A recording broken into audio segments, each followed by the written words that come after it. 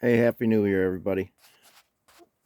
Out here working on the 1981 Chrysler 7.5 I picked up yesterday. And last night and yesterday I spent a lot of time going over everything, the carburetor and whatnot. And I put it all back together this morning.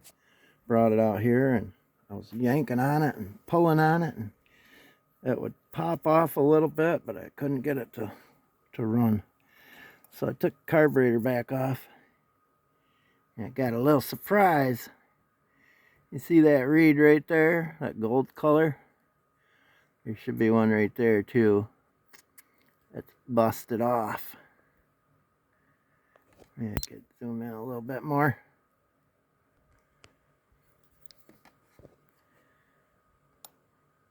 Now you can hopefully see it.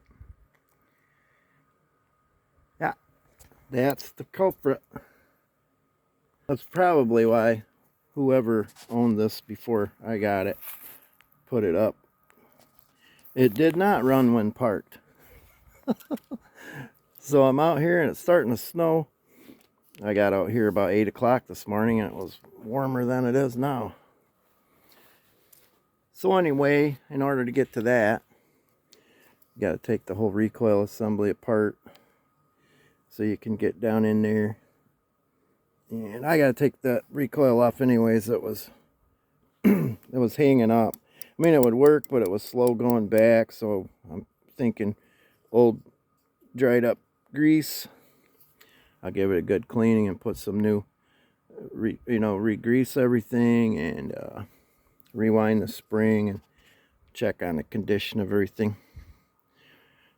All right, that's my project for today. Got my heated vest on and everything. Cold up here in Michigan. Y'all have a great day and stay tuned for the exciting conclusion. All right, thanks.